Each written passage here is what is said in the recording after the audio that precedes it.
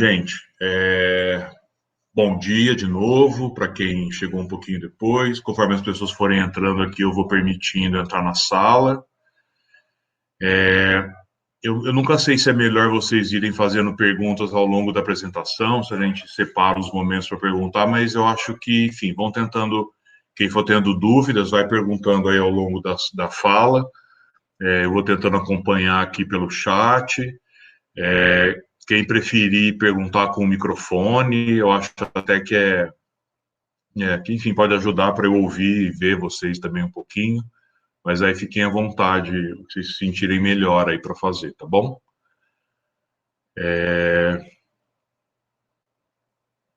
Eu preparei alguns slides para direcionar a nossa conversa, a nossa discussão.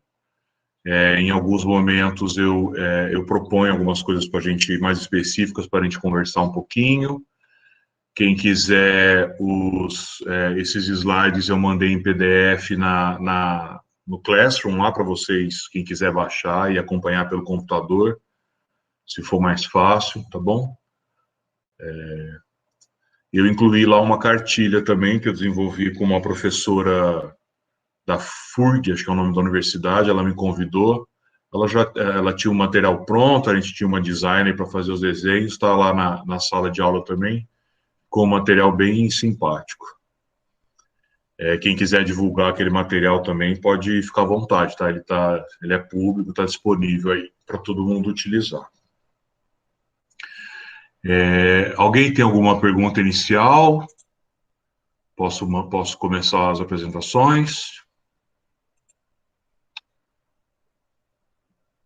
Ok, como ninguém falou nada, estou entendendo que está tudo certo. Só para cumprir aquele padrão que a gente falou de audiodescrição, então eu estou aqui no meu escritório de casa, estou com uma camisa listrada, de óculos, cabelos grisalhos, atrás de mim tem uma estante de livros e quadrinhos, e um Gênios miniatura, que eu acho que não é da época de vocês, mas era um brinquedinho bem divertido.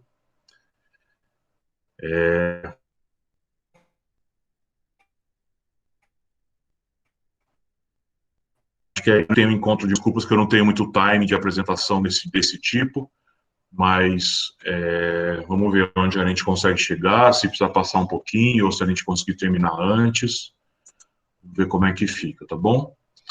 Tem alguns alunos aqui que já me conhecem, sabem que é bem tranquilo, a gente vai conversando, fiquem tranquilos aí, tá joia? Vou iniciar a apresentação aqui do PowerPoint para ir direcionando nossas conversas.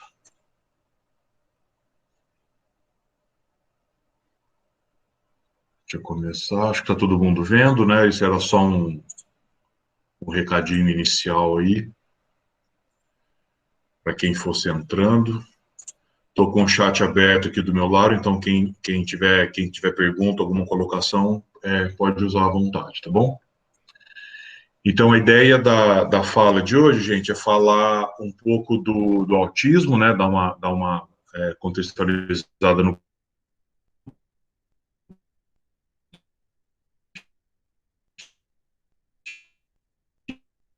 que é esse transtorno. Então, vou um pouquinho do que é o autismo. Quem conseguiu assistir o vídeo ontem, eu acho que o vídeo que eu encaminhei ontem, antes de ontem, lá o link no YouTube, né, do Profissão Repórter sobre o autismo, acho que ajuda também a gente a conversar um pouquinho. Então, a ideia é apresentar um pouquinho aqui do histórico, das definições e características, das mais atuais, da epidemiologia, né, que é o tanto que a gente encontra hoje de autismo, como é o diagnóstico, e aí entrar um pouquinho nessa coisa da quarentena, como que isso se dá no autismo, tá bom? Se alguém não estiver me ouvindo, não estiver vendo o slide, anuncie aqui do lado.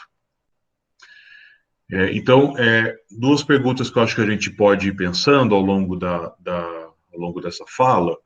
A primeira seria, né, crianças com autismo, elas teriam maior risco de pegar o coronavírus do que crianças típicas? E a outra pergunta é, como será que a gente consegue tornar esses dias de quarentena melhores para essas crianças e para as famílias também, né? Que isso é importante. Bom, não é para a gente responder isso agora, é só para a gente ir pensando nisso ao longo da fala. Então, em termos históricos, a primeira vez que se falou em autismo foi lá em 1906, por esse pesquisador chamado Plauler.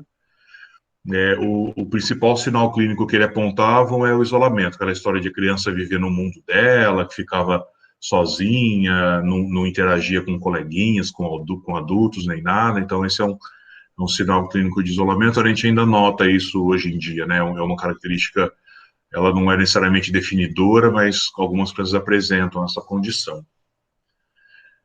Aí, depois, em 43, esse outro pesquisador Kanner, talvez o nome inicial mais famoso aí na área, ele começou a utilizar esse termo, que está em vermelho, né, distúrbio autístico do contato afetivo. Ele fez, ele propôs isso a partir de um conhecimento que ele tinha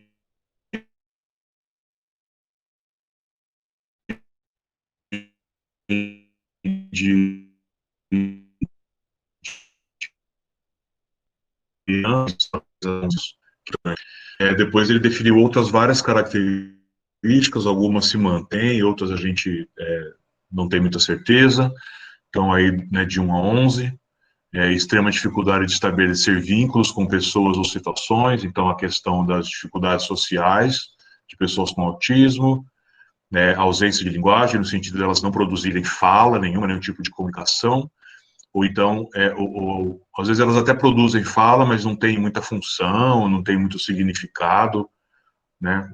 A gente vai falar um pouco mais disso. Ele identificou que havia uma boa memória mecânica. A gente ouve muito falar que crianças com autismo têm o que se chama de memória visual, né? Ou memória imagética, né? Então as imagens fazem bastante sentido para eles. Ecolalia, que é uma questão de linguagem, né? Que é repetir o que eu ouço. Então, por exemplo, você pergunta para a criança qual o seu nome, ao invés de responder, ela repete nome, em vez de falar, sei lá, Pedro ou Luísa. Repetição de pronome sem reversão, ao invés da criança falar eu quero, ela fala você quer, mas se referindo a ela mesma. Dificuldades de alimentação, ela geralmente tem uma predileção por determinadas comidas. Tem problemas sérios com barulhos muito fortes ou movimentos muito bruscos das outras pessoas, né?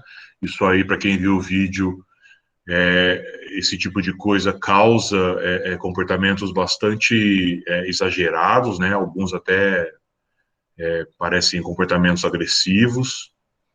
Repetição de atitudes, que é o que a gente chama hoje de estereotipia, né? Que é aquela coisa de ficar balançando o corpo, balançando as mãos para frente, para trás, para o lado, enfim. Não que a gente também não faça isso às vezes, a gente tem aquela mania, né, de mexer na caneta, balançar a perna, mas enfim. Com eles a coisa é mais acentuada. A forma de brincar com brinquedos ou com objetos é diferente da nossa, né? O exemplo mais clássico é, ao invés de pegar um carrinho e brincar de carrinho, por exemplo, eles viram um carrinho e ficam rodando a rodinha, por exemplo. Em termos de aparência física, eles não têm nenhuma característica, né? Por exemplo, o síndrome de Down, a gente consegue identificar umas características físicas. No autismo, isso não acontece. E a família, pelo menos naquela época, não se identificava nenhum fator genético hereditário. Hoje há essa possibilidade aí discutida por alguns pesquisadores que pode haver um fator genético hereditário.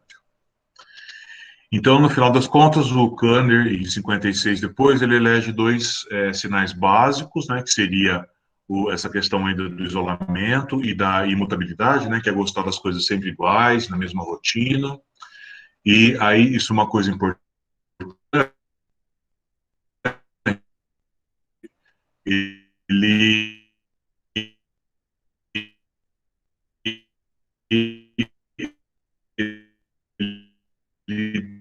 defesa inata, quer dizer, a criança não se torna autista, né? Porque teve um plano hoje já se sabe que a criança nasce com autismo, então é a natureza inata, né? Ninguém vira ou adquire o autismo, tá certo? já houve várias denominações, né, desde do autismo infantil, depois passou a ser chamado desse TID, transtornos invasivos do desenvolvimento, depois TGD, transtornos globais do desenvolvimento. No Brasil, há bastante documentação ainda que usa esse termo TGD, e aí em 2013 foi proposto esse termo mais genérico, chamado de transtorno do espectro do autismo, ou TEA, que é como a gente costuma falar para simplificar esse termo gigante aí. Ou o autismo, simplesmente, tá certo? É que o autismo é uma parte do TEA, o TEA não é só o autismo. Então, essas são as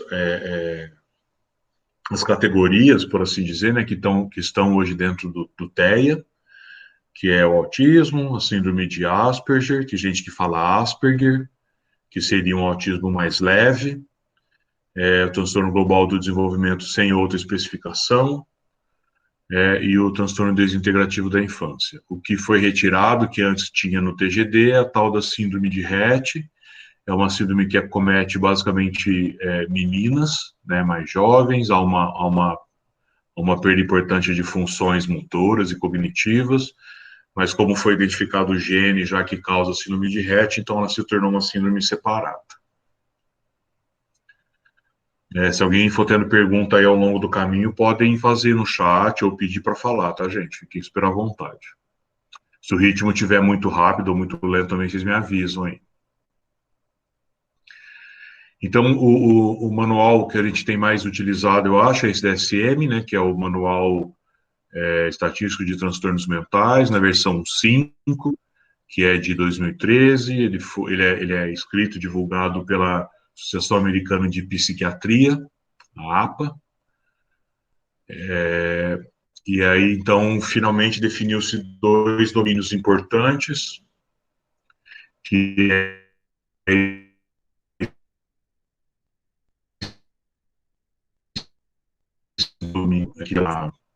com problemas, né, ou prejuízo ou dificuldades de comunicação e interação social. A gente vai falar desses itens nos próximos slides aí. E também essa questão de interesses fixos e restritos. A Larissa está dizendo que está cortando minha fala, gente. Tem mais gente com esse mesmo problema? Ixi, e agora? Tá todo mundo falando a mesma coisa. Eu vou fechar minha câmera, talvez melhore isso. Espera só um pouquinho.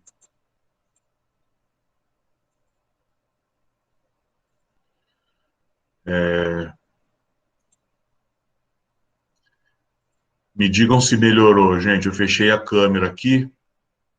Será que melhorou um pouco? Melhorou? Joia. Tá bom.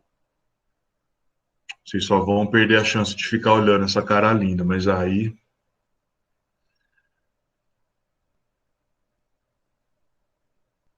Tá.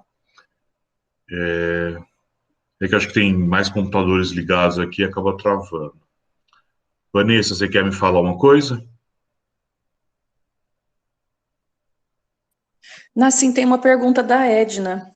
Eu me perdi então. Obrigado, Espera que Vanessa. Eu eu falei. tô copiando. Eu copiei e colei logo abaixo. Só um segundo. Tá. Ah, tá jóia. Obrigado, Vanessa. Imagina.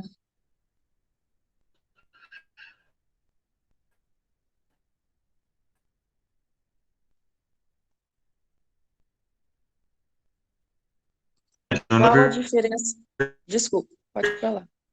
Tá cortando, Nassim.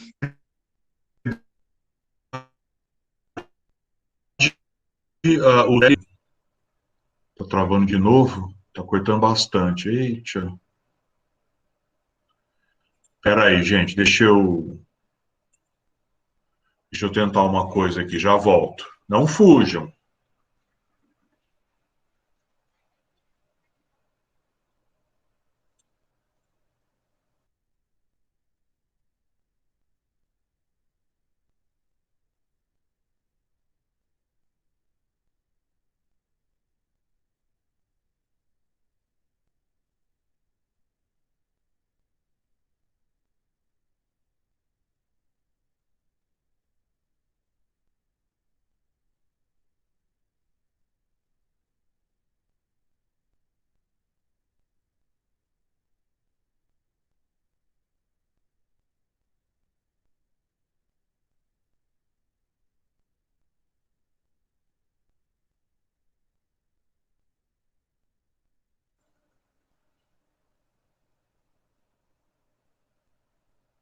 Vejam se melhorou, gente. Eu desliguei umas coisas aqui que estavam com a internet conectada.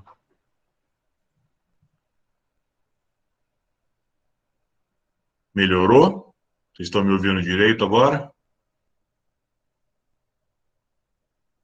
Tá, vou voltar. Peraí, que depois que eu saí, teve um monte de gente que postou coisa aqui. Deixa eu. Tá, então, da questão do Tourette, né? Então é isso, é uma síndrome diferente, pode ter características do autismo, mas não tem muita relação direta, viu, Edna? Eu não sou especialista em Tourette, tá bom? Então fica difícil de eu fazer um comentário muito mais adequado do que isso. É, tem esse filme aí de um rapaz que quer ser professor, ele tem a principal dificuldade dele, acho que é na fala, ele tem uns tiques na fala.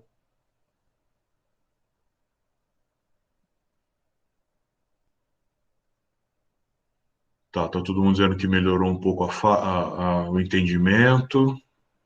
Ficou claro? Edna, essas síndromes a gente acaba confundindo um pouco mesmo, não é incomum não, tá bom? Principalmente que características de uma podem estar presentes em outras, então fica essa confusão. E a única solução é entrar em contato mesmo para conhecer melhor, tá bom? Então tudo que a gente fala é mais uma coisa teórica, conceitual, mas é isso. Eu acho que talvez se olhar melhor as definições do Tourette, talvez dê para diferenciar melhor, né? Ao invés de só ficar tendo como base uma pessoa que é presente, principalmente que ela pode apresentar as duas coisas ao mesmo tempo, tá bom? Então, voltando aqui, né? Então, agora a gente usa esse termo, né? Transtorno do espectro do autismo. Tem esse perspectiva dimensional que a gente diz do espectro, porque é uma grande variabilidade comportamental, né? Tem crianças que apresentam um autismo mais leve até autismo mais severo, e mesmo aí dentro, umas que apresentam dificuldades numa área, outras que apresentam dificuldade em outra área, por isso a gente diz que é o espectro. Então há uma grande variabilidade, e aí então se define desde o autismo leve ao severo, ou que se usa também TEA nível 1, nível 2 e nível 3. Eu não gosto dessa separação, mas é o que tem sido utilizado. Se a gente for ver as definições específicas lá do que entra em nível 1, nível 2, nível 3, dá para misturar entre um e outro, então não fica muito definido. O Mário pergunta, se eu entendi a pergunta, se a gente dá para saber quantos são leves, quantos são moderados e quantos são severos. Eu nunca vi essa informação, Mário. Eu vou mostrar daqui a pouco que se sabe hoje em dia que, pelo menos estima-se que uma a cada 60 crianças nascem com autismo, mas eles não definem muito essa questão do leve, moderado e severo. O contato que a gente tem no dia a dia, pelo menos nas escolas e tal, é que a gente encontra mais autistas de leve a moderado, mas a gente não sabe se é porque os severos acabam não frequentando lugares mais sociais, ou se realmente há menos, né? A Laura pergunta se meninas camuflam o TEA. A literatura também mostra, Laura Edna, que respondeu aí, é que há mais meninos do que meninas, né? Uma proporção de mais ou menos 4-1. Mas aí uma questão importante será que é porque as meninas realmente não apresentam, né? Há menos meninas com TEA, ou, por exemplo, em questões sociais, né? A gente ainda vive num mundo que é mais machista, patriarcal, então dos meninos se exige mais, talvez, comportamentos sociais. Talvez não no Brasil, mas em outros locais talvez isso aconteça ainda. Então não se sabe se é exatamente porque nascem menos meninas ou se porque o diagnóstico acaba ficando diferenciado. Por isso acho que a Laura chamou de camuflam, né? Então é nesse sentido. Inclusive, uma coisa que pode fortalecer essa informação é que dizem também que quando o autismo em meninas, ele tende a ser mais severo. Então, por isso que se identifica nesse sentido, a gente identifica menos somente quando é severo. Então fica essa questão. Mas a literatura tende a dizer que acontece mais em meninos, né, uma proporção de 4:1. O Marcos diz aí, é pelo nível de dependência que define o grau, é isso mesmo, Marcos.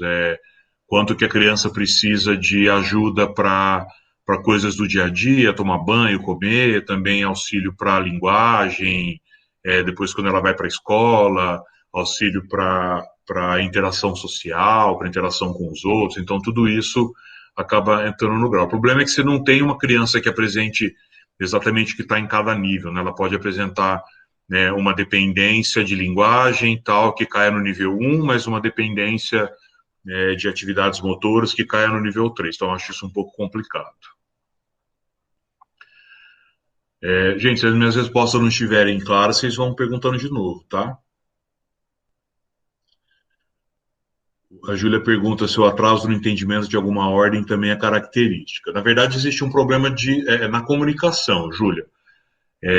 Então, é possível que se houver atraso de linguagem, de comunicação, é possível que elas não entendam a ordem, mas também porque elas não foram ensinadas, né? Igual quando você fala para uma criança, guarde os seus brinquedos. Se ela não sabe o que significa guardar, não sabe o que significa brinquedo, então ela não vai entender a ordem, mas não é necessariamente porque é autista, então tem autismo, então não entende a ordem, é porque ela não foi necessariamente ensinada a responder aquilo, tá certo? Mas aí tem uma relação direta com o déficit de comunicação e de linguagem. Tá claro? Crianças com TEA são mais suscetíveis a doenças psicológicas e neurológicas. Criança com TEA é igual criança típica, Helena. A depender do ambiente que elas crescem, que elas vivem, elas podem apresentar essas doenças sim, tá certo? Não há necessariamente um fator neurológico que provoque doenças psicológicas ou neurológicas. O que acontece, por exemplo, a gente costuma ouvir muito que criança com autismo é agressiva. Na verdade, ela não é agressiva pelo autismo. Ela se torna agressiva porque, por exemplo, ela não tem linguagem, ela não sabe dizer quando ela quer ou não quer alguma coisa. E às vezes a agressividade, ou esse comportamento que a gente chama de agressivo, é a forma de comunicação que ela aprendeu. Então, se vocês assistiram o vídeo, tem um momento que um dos meninos está numa aula de música, se não me engano, e ele começa a se bater, esse tipo de coisa. É porque um som no ambiente provocou um certo incômodo, né, um incômodo bastante grande, e aí, como ele não sabia, talvez, dizer o que estava incomodando, ou pedir para sair do local, ele começa a se bater. Então, aparentemente, parece que ele é uma criança agressiva, violenta, mas não é necessariamente isso. O Carlos pergunta, em uma família onde os pais, ou pelo menos um deles, não tem autismo, é possível um casal ter mais de um filho com autismo? Sim, Carlos, isso aí a literatura não define isso ainda não. Tem famílias que os pais não têm nenhum diagnóstico que a criança nasce com autismo, às vezes gêmeos nascem, às vezes nascem gêmeos, um tem autismo e outro não tem, então isso é bastante confuso ainda na literatura. A Helena pergunta aqui de depressão e esquizofrenia. A depressão é função dessa dificuldade do ambiente, Helena. Então, é possível sim que eles tenham depressão, mas não é que as pessoas com autismo têm depressão. Isso é uma coisa muito genérica, né? Então, isso não acontece. A esquizofrenia não está vinculada ao autismo, tá? Isso era uma ideia inicial. Inclusive, as crianças com autismo, inicialmente, né? Estou falando de muitos e muitos anos atrás, a criança com autismo, ela tinha, na verdade, o diagnóstico de esquizofrenia infantil, mas isso já foi descartado, tá? A esquizofrenia é uma outra condição. A alfabetização, mesmo sendo tardia, é possível? Sim. Qualquer momento, a pessoa com autismo pode aprender, tá bom? Desde que sejam usadas as técnicas adequadas. Então, meus alunos vão rir agora, mas o que a gente tem de eficaz, pelo menos por enquanto, é o uso da análise do comportamento aplicada, né? Que é o que produz resultados melhores, principalmente se for precoce, né? É claro que eu respondi que em qualquer momento é possível aprender, é sim, mas quanto mais cedo você começa a intervenção, melhor, mais fácil de aprender, tá certo? Mas é possível aprender a qualquer momento, sim. E não adianta pensar em milagres, né? Quem assistiu, quem assistiu o filme lá está vendo que algumas famílias já estão usando o tal do canabidiol, mas o canabidiol ele só produz um relaxamento, né? A criança fica mais tranquila. Mas não é por isso que ela já vai sair escrevendo. Então é preciso que se tenha um processo de alfabetização adequado para cada criança. Vou para a próxima pergunta aqui. O fato comum de todos os portadores de autismo só uma bobeira, Viviane, a gente não diz portador mais, tá? A gente só diz pessoa com, né, criança com autismo, com deficiência. Mas, enfim, a pergunta é a dificuldade para estabelecer vínculos e interação sociais, ou nem todos têm essa dificuldade. De novo, no autismo, a variabilidade é muito grande. Não existe nada que a gente diga que é verdade para todas as pessoas com autismo. Mas a dificuldade de estabelecer vínculo, né, ou, na verdade, as interações sociais é uma característica importante, tá certo? Como que essa interação social se dá? Pode ser que em casa a criança, por exemplo, se dê muito bem com os pais, com os irmãos, avós, enfim. Mas na escola, pode ser que ela apresente algum problema de interação social. Então, essa é uma característica que existe, sim. Ela se dá de diferentes modos, tá certo? Mas é uma característica que define. E a interação social, quando a gente diz que é um déficit, um prejuízo, não é necessariamente a criança que não conversa ou que não cumprimenta. Você pode ter uma criança que faz isso de forma exagerada, né?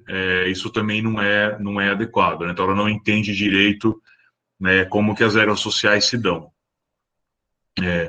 Começam a cantar num lugar que não pode, contam piada no momento em que não pode, então elas têm esse problema de entendimento das regras sociais.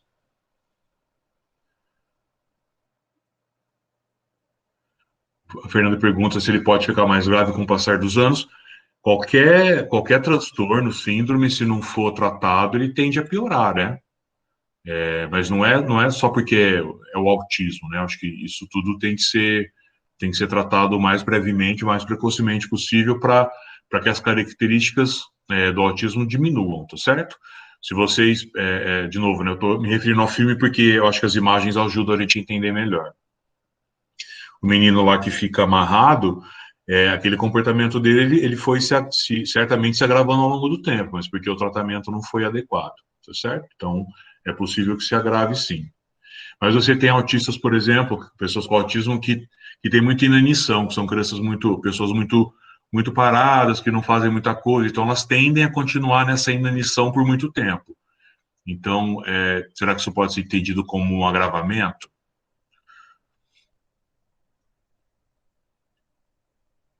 Tá, a Nicole pergunta a coisa do espectro. O espectro tem a ver com essa variabilidade, Nicole. É como se a gente pensasse sei lá, no arco-íris, né? Então tem um espectro de cores.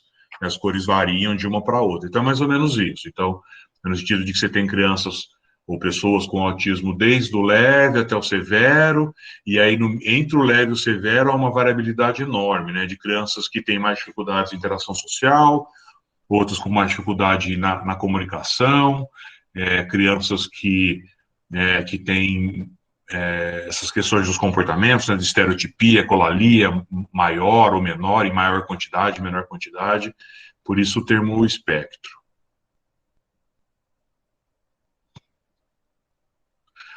Nessa questão das altas habilidades, isso aí é muito utilizado na mídia, porque é bonitinho de fazer, né? Teve acho que foi esse ano, o ano passado, um desses concursos de música, enfim, esses reality show, que o menino que ganhou, ele tinha autismo e baixa visão. E ele ganhou, então ele tinha ele era super talentoso em música. Mas isso não é nada que aconteça no autismo é, dessa forma como as pessoas tendem a dizer, né, que as pessoas com autismo sempre tem uma alta habilidade, ou sempre tem um talento. Não, mas tem crianças com autismo, pessoas com autismo com talentos na matemática, na arte, enfim. Mas não é importante nesse sentido. Problemas comportamentais podem ser confundidos com autismo. Problemas comportamentais são uma coisa, autismo é outra coisa, Carlos. Então, as pessoas com autismo podem apresentar problemas comportamentais e eles podem ajudar no diagnóstico, tá certo? Mas nem toda criança que tem problema comportamental, por exemplo, você tem hoje em dia o que eles chamam de TOD, né, que é transtorno positor desafiador, se não me engano, que apresentam problemas comportamentais, mas não são crianças com autismo, por exemplo, tá certo? Então, é mais ou menos nessa linha. Isso, o Léo falou do TEA. Nicola, acho que eu respondi. Se eu não respondi, você me fala aí, tá? O canabidiol pode ajudar na epilepsia, entre outras coisas, tá certo? Mas nem toda criança que toma o canabidiol é porque ela tem a epilepsia. Ele é receitado para crianças com autismo de forma geral, para controlar. Eu acho que é mais para até reduzir a ansiedade, ficarem mais tranquilos, enfim.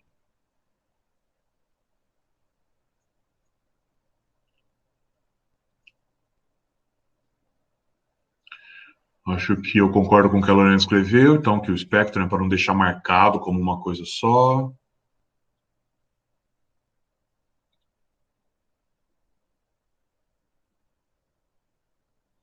O Matheus pergunta de um rapaz que aparece no filme, que ele tem 30 anos de idade. Se você reparou no filme, Matheus, ele ainda tem bastante déficit, né? Ele não tem fala, por exemplo, mas se for o que eu estou pensando, tá? Que é um rapaz, ele é mais gordinho, assim, né?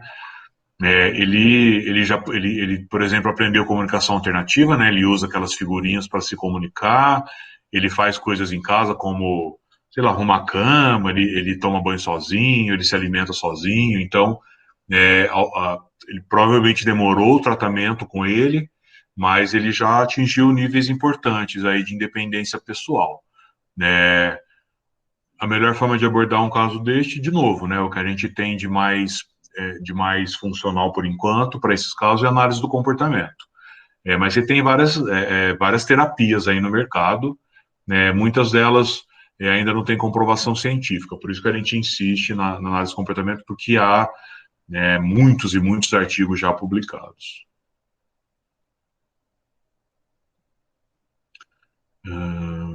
Sim, a pergunta da Heloísa, sim, pode usar terapias comportamentais como outra criança, de qualquer forma.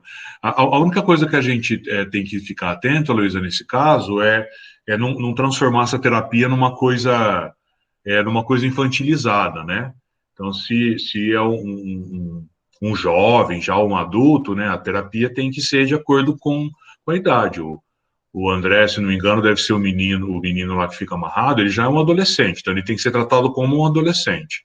É possível fazer sim, você nota que em determinados momentos do vídeo, o comportamento agressivo dele surge principalmente quando a mãe nega alguma coisa para ele, né? Então ele desenvolve mais esses comportamentos inadequados.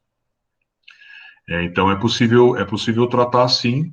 Tem um momento que aparecem lá uns terapeutas e dizem que vão lá na casa e ficam 1, 2 horas por semana. Isso não funciona, né? Isso não faz sentido nenhum. Mas é possível sim. Ô, Nassim, Oi, posso tentar dar uma contribuída? claro que pode. Vejo que o pessoal está muito focado nas coisas do comportamento e acho que a gente tem que levar em conta também muito, não só o aluno em si e onde ele se encontra no espectro, mas também o momento dele, sabe? Que muitas vezes, assim, a gente como professor, a gente só vai encontrar o aluno na escola, né? Em momentos de aprendizagem e tal, que muitas vezes é um momento de estresse para o aluno, principalmente se for, tipo, numa instituição, em algum lugar que o ambiente não é algo agradável para o aluno, ele é onde ele vai ficar mais agitado, mais incomodado, e que vai ser muito diferente do momento do aluno na casa dele, sabe? Tipo, quando ele está com os pais, quando ele está no quarto fazendo as coisas que ele gosta, é um momento que, para muita gente, pode ser surpreendente como esses problemas de comportamento nem aparecem, assim. E aí, muitas vezes, é bom a gente seguir com estratégia para mudar o ambiente mesmo, para deixar o mais agradável possível para todos os alunos, sabe? Acho que era mais isso mesmo. Perfeito, Pedro. O que você está dizendo é que coisas do ambiente ou até as pessoas podem gerar desconforto. Se for uma pessoa nova, um ambiente novo, né, que é uma coisa que ainda não está na rotina da criança, ela pode sim, criança ou adolescente, enfim, pode apresentar esses problemas, a dificuldade de entender situações novas ou regras sociais, tudo isso pode influenciar, né? Por isso que a gente diz que é, é, quando a gente vai tratar, intervir, ensinar, enfim, uma pessoa com autismo, às vezes não basta fazer isso num ambiente só. Você tem que levar isso para todos os ambientes que essa criança, que esse adolescente frequenta, né? E a estimulação é importante, né? Imagina esse menino, né, que está lá amarrado, para quem assistiu o vídeo, ele praticamente fica só dentro de casa. Tem esse outro vídeo que eu falei para vocês, que é um documentário, acho que chama Em um Mundo Interior. Também tem um jovem lá que ficou trancado a vida inteira num quarto dentro de casa. O momento que eles conseguem tirar esse jovem de casa e levam ele para a praia, por exemplo, ele muda completamente. Ele até sorri, ele fica bem mais tranquilo. Então, são todos fatores importantes aí da gente observar. Só para terminar, você falou de praia, é uma coisa, tipo, realmente, o meu irmão mesmo adora a praia e ele vira outra pessoa, assim, quando vai pra praia. Eu falei do exemplo do menino em casa, mas não desse menino, né? Eu tô falando, assim, hipoteticamente, né? Uhum. Mas, tipo, toda criança autista vai ter algum ambiente, deveria ter algum ambiente confortável para ela, quando, tipo, os pais dão espaço para ela criar esse ambiente e tal, né? Eu não sei, eu não assisti o vídeo, na verdade eu assisti há muito tempo atrás e eu não lembro direito. Mas aí realmente já fica mais difícil quando é um caso desse que na própria casa do aluno, da criança, já é um ambiente estressor, né? Porque aí ela vai levar para todo lugar que ela for, se a casa dela é o que bagunça a cabeça dela, ela vai acabar levando isso para a vida, né? É mais complicado aí. Perfeito, Pedro. A Maria Gabriela pergunta a questão do canabidiol, né, se tem efeito negativo, algum efeito colateral. Eu acho que ainda não tem essa. Eu acho que as pesquisas ainda não têm esse dado ainda, porque é um medicamento ainda meio novo, né? No Brasil, principalmente, é bastante novo. E ainda existe um outro problema, é que alguns desses comprimidos, eles têm alguma porcentagem muito baixa do THC. Então, a gente não sabe. É possível que possa produzir algum efeito negativo, sim. A gente vai ter que aguardar mais um tempinho aí para saber como é que isso se dá, viu, Maria Gabriela? Mas parece que os efeitos já identificados são importantes. Então, mesmo que possa haver algum pequeno efeito colateral, talvez os efeitos positivos que tem produzido sejam mais importantes aí nesse caso. Gente, a Ariane faz uma pergunta aqui que eu gostaria muito de responder, mas, Ariane, a gente ficaria aqui para mais ou menos umas 3 semanas para eu te responder, tá? O que pode ser feito na análise do comportamento, exemplos, eu estou imaginando, é um exemplo geral, Ariane, é um exemplo para esse menino, é meio complicado te responder isso nesse momento, tá? Mas, de forma geral, o que a gente faz é identificar, por exemplo, se a gente vai falando de esses comportamentos mais agressivos, mais é, lesivos, a gente tem que identificar no ambiente o que causa esses comportamentos e ir modificando, né? Modificando o ambiente, ensinando, por exemplo, existe uma vasta literatura que diz que quando as crianças com autismo, né, as pessoas com autismo aprendem linguagem, comunicação, os comportamentos inadequados, por exemplo, tendem a diminuir. Então, essa é uma área vasta aí, né? A gente tem uma disciplina de um semestre só para discutir isso.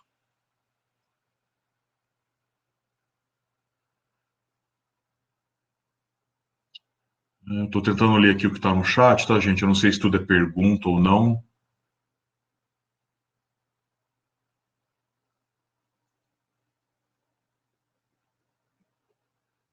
O Carlos diz que identificar o que é problema comportamental do TEA e o que é de outra natureza. Na verdade, não existe problema comportamental do TEA, Carlos. De novo, né, a agressividade ou problema comportamental, esse tipo de problema agressivo, autolesivo, lesivo, isso não é característica do TEA, isso acontece por outras condições, tá certo? Então não é da natureza do TEA ter problema comportamental. Nem toda pessoa com autismo tem problemas comportamentais sérios, a não ser essas questões de uma interação social diferenciada, esse tipo de coisa, falta de comunicação, enfim.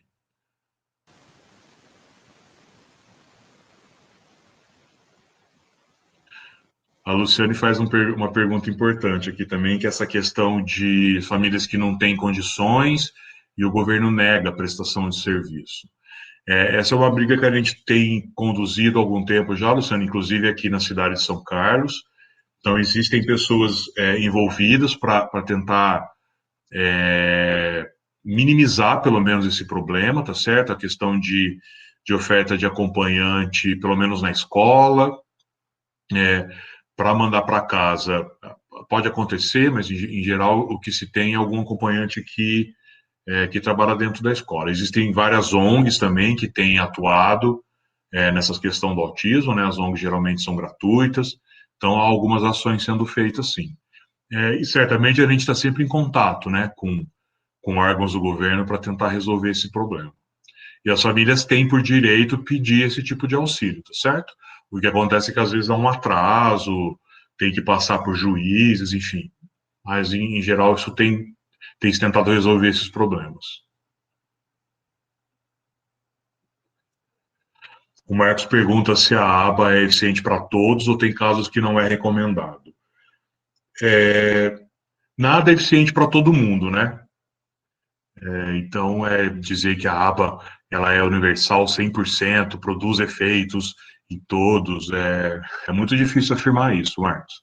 Mas entre o que existe hoje, o que a gente consegue pesquisar, é o que produz mais efeitos positivos, principalmente se for iniciado precocemente. E com uma quantidade, pelo menos quando é criança ainda, uma quantidade de intervenção semanal bastante alta, né? Estudos apontam aí de 20 a 40 horas por semana. Então, e aí volta a questão das famílias terem ou não condições desse tipo de ter esse tipo de acompanhamento, né, de tratamento.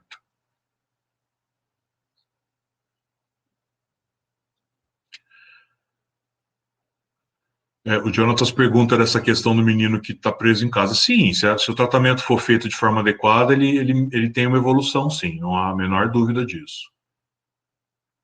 Mas, por outro lado, quando isso acontece, quando a família não tem muito conhecimento, o autismo ainda é uma coisa nova no Brasil, né? Para vocês terem uma ideia, no Brasil a primeira lei sobre o diretriz sobre o autismo é de 2013, né? Então a gente ainda está subindo os primeiros degraus aí da questão do autismo no Brasil.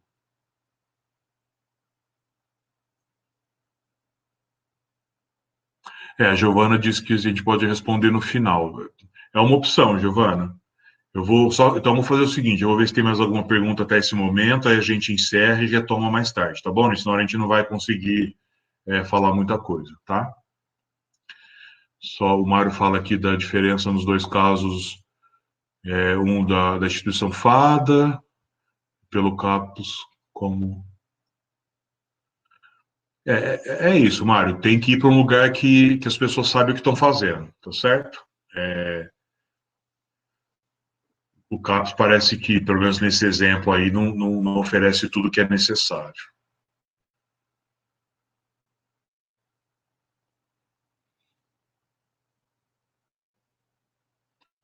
O Luiz pergunta da questão de crianças que estão em conselhos tutelares, casas de abrigos.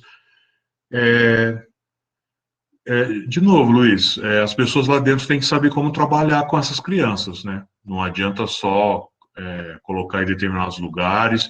Os conselhos deveriam ter profissionais que soubessem atender essas crianças. Essa é uma questão mais legal e, enfim, uma coisa para discutir em outro momento, talvez.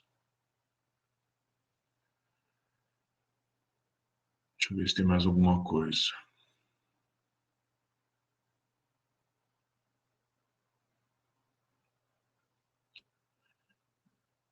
O André fala dos estágios da UFSCar, eles são importantes também, eles estão aí, tem uma galera atuando nas escolas, isso ajuda bastante. Bom, vamos continuar mais um pouco aqui então, gente. Nos próximos slides, então, eu tento trazer um pouco dessas definições do DSM, em cada questão aqui, né, inicialmente aqui dos déficits na comunicação e interação, então há déficit na reciprocidade socioemocional, e aí tem essas várias condições, né, essa aproximação normal, não apresentam uma conversação recíproca, muitas vezes eles só respondem pergunta, mas não fazem pergunta, por exemplo, ou não iniciam uma conversação. Comportamentos não verbais, então eles não sabem utilizar direito o corpo, expressões faciais para se comunicar. E a dificuldade de desenvolver, manter e compreender relações com outras pessoas, mesmo com pessoas da mesma idade na escola, enfim. Os padrões repetitivos e restritos, né, os interesses repetitivos e restritos. Então, aí a gente pode falar desses movimentos motores, que seriam as estereotipias, o uso de objetos ou palavras estereotipadas ou repetitivos, né? Então, algumas crianças têm mania de alinhar brinquedos por tamanho, por cor, esse tipo de coisa, e não brincar com o brinquedo, balançar objeto de forma estranha, a ecolalia, que é a repetição de frases e palavras. Uma dificuldade muito grande de mudança de rotina, né? Então, eles gostam muito de ter uma rotina bem estabelecida. Essa questão dos interesses inflexíveis e restritos, né? Então, eles gostam muito de determinados objetos, tem brinquedos que eles não largam de jeito nenhum, né? Qualquer lugar que eles estejam, eles estão lá com o mesmo brinquedinho. Se você tenta tirar, então, aí é momento de estresse. E o DSM-5 traz essa nova questão da ou da hiporreatividade, né? Respostas exageradas ou nenhum tipo de resposta a estímulos sensoriais. Então, eles não têm muita noção de dor, de questão de temperatura, então eles põem a mão em lugar quente, por exemplo, resposta exagerada a barulhos muito altos, a determinadas texturas, tem essa questão de cheirar e tocar objetos excessivamente, enfim, são as várias condições aí para direcionar para o diagnóstico do autismo, tá certo? Mas isso não é uma coisa da gente olhar isso aqui e sair por aí falando, nossa, aquela criança tem autismo, aquela outra tem autismo, tá? É só para a gente entender conceitualmente como é que se poderia definir o transtorno. Então, de novo, né, como o Kahneman já falava, o autismo ele é inato, tá certo? E os sintomas causam prejuízos em várias condições, em várias situações. Aquilo que eu estava falando da epidemiologia, né? Então, tem maior incidência do sexo masculino, uma proporção de 4:1, mais ou menos. A prevalência em 2002 era de 1 para 88, atualmente já se diz de 1 para cada 60 crianças que nascem, uma nasce, né, com autismo. Esses são dados daquele CDC, né, que é uma sigla que a gente tem ouvido bastante ultimamente por conta da pandemia, que é aquele Centro de Controle de Doenças dos Estados Unidos. Aqui no Brasil a gente não tem uma pesquisa que identificou isso de forma adequada, tá certo, gente? Então a gente usa esses dados internacionais por enquanto. Essas aqui são outras várias características importantes que a gente pode encontrar no caso do autismo, que são alterações do sono e na alimentação. Nesse vídeo aí do Produção Repórter, uma mãe fala que o filho dela chegou a ficar 3 dias sem dormir, direto. A questão da alimentação, deles gostarem de só comida sólida, ou só comida pastosa, ou só comida da cor branca, enfim. Então, são dificuldades que a gente precisa pensar também na hora de pensar em tratamentos. Isso a gente já falou, apego a objetos, manipulação bizarra de objeto. Alguns têm, isso não está no DSM, tá, gente? Isso aqui são coisas que a gente observa em algumas crianças, tá? E, de novo, não é em todas, tá? Mas algumas podem apresentar essas características de forma mais acentuada, menos acentuada. Dificuldades em imitar o outro, né? Seja imitação motor ou seja imitação vocal de fala. Essa dificuldade é importante porque a gente aprende muito por imitação. Dificuldades no jogo simbólico, então a criança não pega, sei lá, um graveto e brinca que é um telefone, por exemplo, então elas não têm muito esse tipo de brincadeira. Uso de pessoas como ferramentas, então quando elas querem alguma coisa, elas puxam a pessoa até o local, sei lá, por exemplo, elas querem abrir uma porta, mas ao invés de abrir a porta, elas puxam a mãe ou o pai ou um irmão mais velho até a porta, até que essa pessoa abra a porta por ela. Resistência a mudanças, isso é bastante comum. Resistência a contato físico, essa é uma coisa que eu trago aqui, mas eu não tenho muita certeza disso, eu acho que isso tem, às vezes, mais a ver com a própria cultura onde a criança está, do que uma característica necessariamente do autismo. A questão do contato visual, isso é mais evidente, às vezes. O isolamento social acontece, risos e movimentos não apropriados, né? Eu já vi crianças que estão lá fazendo atividade, de repente elas começam a rir e fica difícil identificar o motivo dessa risada repentina. A fala tá ok. Agora a gente ainda tá cortando. Estou entendendo que tá ok, né? Porque ninguém falou mais nada. Jóia, obrigado. Esses últimos 2 itens aqui, gente, esses são assuntos de bastante pesquisa atualmente, tá? Essa questão da atenção compartilhada é uma situação simples, é quando, por exemplo, está o adulto com a criança, o adulto aponta uma coisa, sei lá, aponta para o céu e fala, olha, um avião. E aí a criança não acompanha esse direcionamento, então ela perde oportunidades de aprender, por exemplo, o vocabulário, né? Então ela perde a oportunidade de ver um objeto e ouvir o nome daquele objeto. Então isso pode dificultar, por exemplo, o desenvolvimento de aprendizagem de vocabulário, por exemplo. E do outro lado, elas também não apresentam atenção compartilhada, né? Não iniciam, que é, por exemplo, chamar a atenção de um adulto para um determinado evento, um determinado objeto. Então, essa é uma dificuldade. Inclusive, há pesquisadores que dizem que identificar o déficit de atenção compartilhada pode ser um preditivo de autismo, certo? Mas aí, claro, depois é preciso fazer todos os processos para um diagnóstico de verdade. E alteração na teoria da mente. A forma mais simples de teoria da mente é a questão de você se colocar no lugar do outro, né? Entender se o outro está triste, nervoso, ansioso, feliz. Eu brinco que é como quando o adolescente vai pedir grana para sair no final de semana, e aí ele percebe, né, se a mãe e o pai estão de bom humor ou não, e aí ele pede ou não o dinheiro, a graninha lá. Então, a criança com autismo, às vezes, tem dificuldade de entender o estado emocional naquele momento de uma outra pessoa, e aí exibe comportamentos que não são compatíveis com o estado emocional do outro, tá? Claro que isso é uma forma bem resumida, tá, gente? Só para a gente entender isso. E isso pode influenciar, por exemplo, na identificação de expressões faciais. A gente, voltando à análise do comportamento, é muito comum se utilizar, por exemplo, aquelas carinhas felizes, os smiles, por exemplo, mas pode ser que a criança não entenda que aquilo é um sorriso, que aquilo é porque é legal, que ela fez, enfim. Então, é uma dificuldade possível. Nas questões de fala e linguagem, então, existem, por exemplo, esses padrões inapropriados, que é a ecolalia, né, que é repetir o que o outro falou, ou repetir a fala perseverante, que é repetir uma coisa várias vezes. Eu lembro de um adulto que eu trabalhei uma vez, ele ficava repetindo, muito obrigado, muito obrigado, muito obrigado.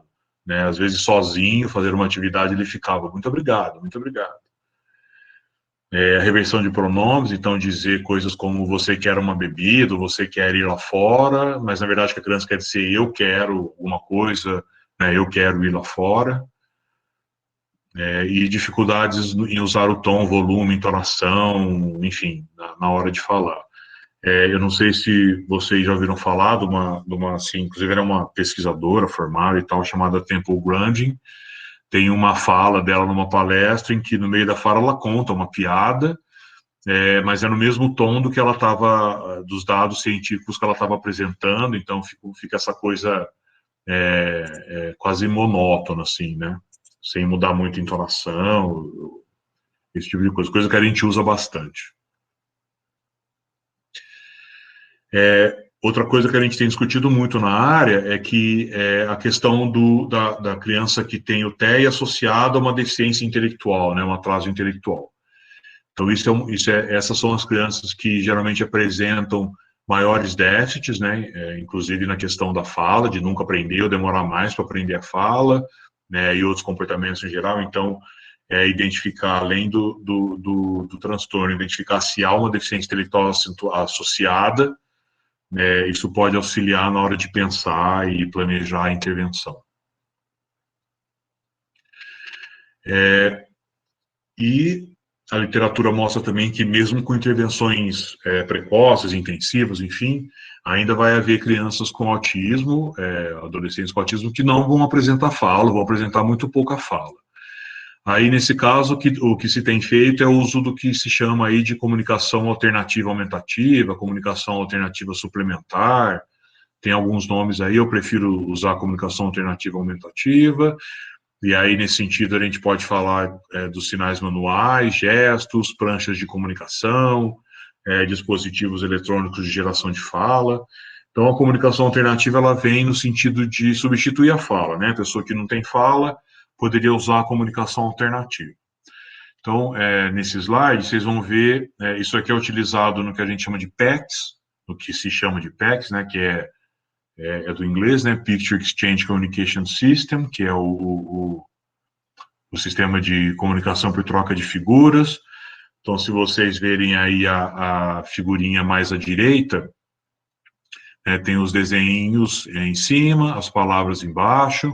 Então, inicialmente, a criança aprende a usar uma dessas figuras, depois duas, três, no sentido de pedir, né? Como ela não sabe, por exemplo, pedir uma fruta, ela apresenta o desenho, esse desenho da fruta, pode ser, na verdade, uma fruta específica, só banana ou só maçã, por exemplo. Então, ela entrega a figura para um interlocutor, geralmente é um adulto, e o adulto entrega o que ela está pedindo, então isso é o que se faz inicialmente. Se vocês olharem, né, do lado esquerdo, que esse álbum azul, então embaixo tem as figuras que a criança já conhece, provavelmente, e na parte de cima, que é essa tira cinza, onde a criança começa, depois de uma determinada fase, ou depois de ter adquirido já algum conhecimento, ela começa a montar frases, né? Então, essa aqui, por exemplo, deve significar eu quero as chaves, alguma coisa nesse sentido.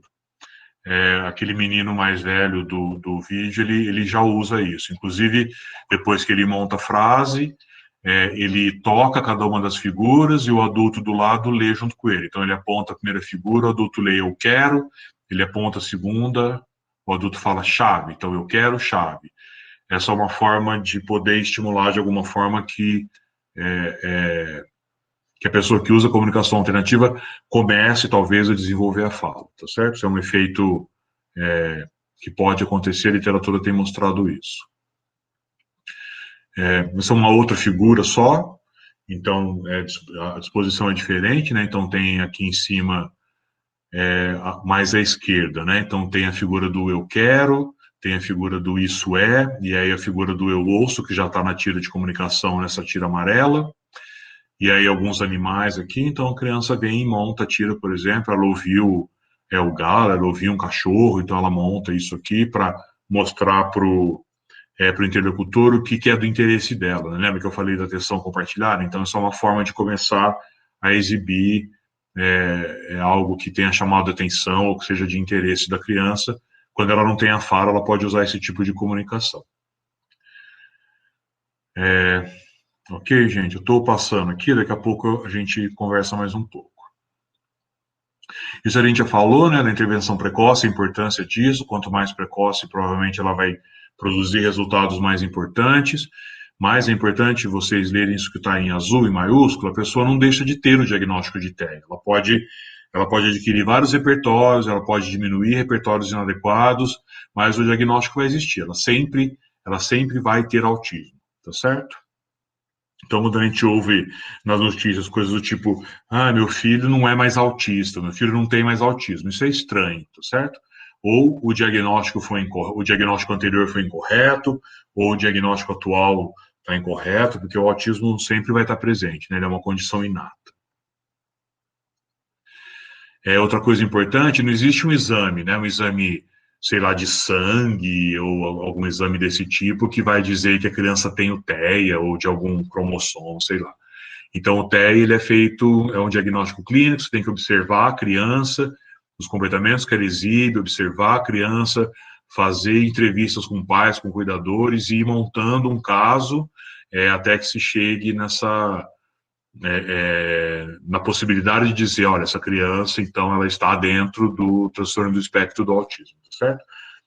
E muitas vezes as famílias têm que procurar muitos e muitos especialistas até que algum realmente apresente essa definição, essa coisa definitiva de que, olha, realmente seu filho, sua filha tem autismo.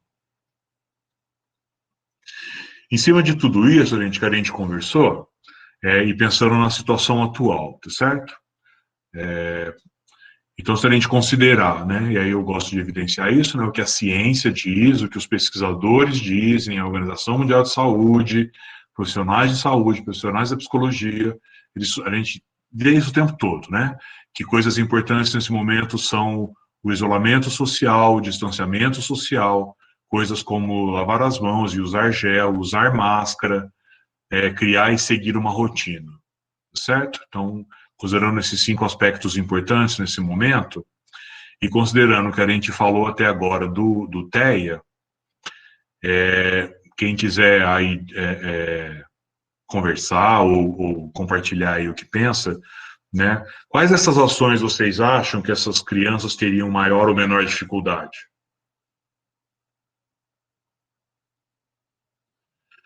Vou fazer silêncio e esperar que alguém se comunique comigo, tá? Seja por chat ou por microfone. Oi, Nassim. Oi.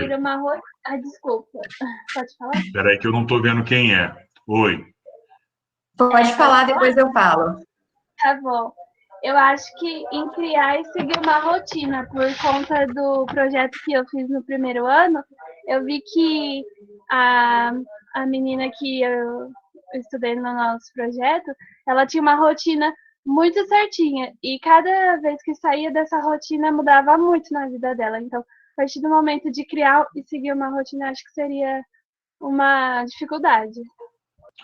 Então, você está dizendo que é dificuldade dela entender a rotina e de sair da rotina, mas, por outro lado, a rotina seria algo positivo. Sim. Joia. Acho que a Camila também tinha pedido o microfone. Nassim, é só para compartilhar e pensando aí nessa questão da pandemia, eu atendo um aluno, né? Tem um aluno com autismo, que eu dou atendimento particular para ele. E semana passada a mãe me ligou, porque ele tá completamente sem atendimento nenhum, além de não ir para a escola, né? E a mãe me ligou pedindo para que eu passasse algumas atividades para ele, várias coisas assim, porque nós percebemos que a aula online não estava fluindo, não fluiu com ele em hipótese alguma. Eu não conseguia ter a atenção dele em nenhum momento, mesmo usando coisas que ele gosta e que prendem a atenção, mas isso não estava funcionando. E aí ela pediu para eu preparar umas atividades e levar para ele. Daí eu preparei algumas atividades que ele gosta e levei. E quando eu cheguei, eu tive uma surpresa bem assim ruim de perceber que tudo que nós trabalhamos faz um ano mais ou menos que eu estou acompanhando ele. E tudo que nós trabalhamos, a psicóloga, a TO e mais na escola, isso parece que regrediu muito, sabe? E eu percebi que, por exemplo, ele se incomoda muito com a máscara. Então, eu combinei de nós usarmos máscara para que eu entregasse a atividade.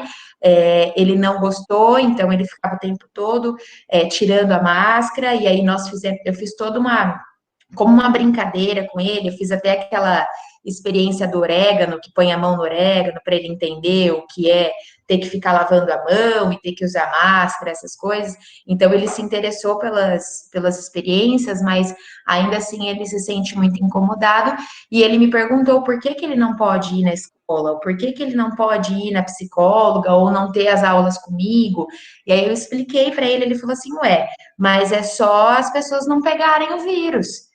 Então, assim, não tem muito essa coisa, essa compreensão de que um vai passar para o outro. Ele falou, porque se eu não relo em ninguém, ele falou, então eu nunca vou pegar. né? Então, Ótimo, Camila. tá Camila, juntando várias coisas. aproveitando duas coisas importantes da tua fala, né? Então, uma coisa é ele te perguntar esse monte de coisa. Por que eu não vou para a escola? Por que eu não vou na psicóloga? Por que eu não vou em tal lugar, né? Então, isso deixa, de alguma forma, evidente a importância da rotina para eles, né? Então, acho que isso é uma coisa que a gente entende que é uma coisa legal. A questão de usar máscara, da dificuldade de usar máscara, está muito relacionada com um daqueles itens do DSM que ele diz da hipersensibilidade a determinadas texturas ou situações, né? Então, eu acho que tem a ver um pouquinho com o que a gente discutiu, correto? Concorda, Camila? Sim, totalmente. Daí eu propus para ele de nós fazermos um planner de rotina, né? Um semanário para que ele pudesse todos os dias olhar o que ele tem para fazer. E ele falou que não, ele não se interessou. Ele é um menino de 12 anos, né? Ele não se interessou pelo semanário. Ele disse que já que ele não pode fazer as coisas que ele faz normalmente, então ele não vai fazer nada. Só vai fazer as atividades que eu passar porque ele é obrigado. Foi mais ou menos isso. Mas, assim, de semana passada para essa semana, eu conversei com a mãe dele hoje mesmo, mais cedo, e ela falou que pelo menos com as atividades ele ficou um tempo ali, então ele não ficou tão angustiado com o fato de não estar fazendo nada. Aí eu passei algumas experiências bem legais para ele procurar na internet que ele gosta, então acho que está dando certo. Ótimo, Camila, obrigado. Os meninos aqui, o Pedro e o Léo, lembram da questão da variabilidade entre as crianças com autismo, pessoas com autismo. Concordo plenamente com o que vocês estão dizendo, é isso mesmo.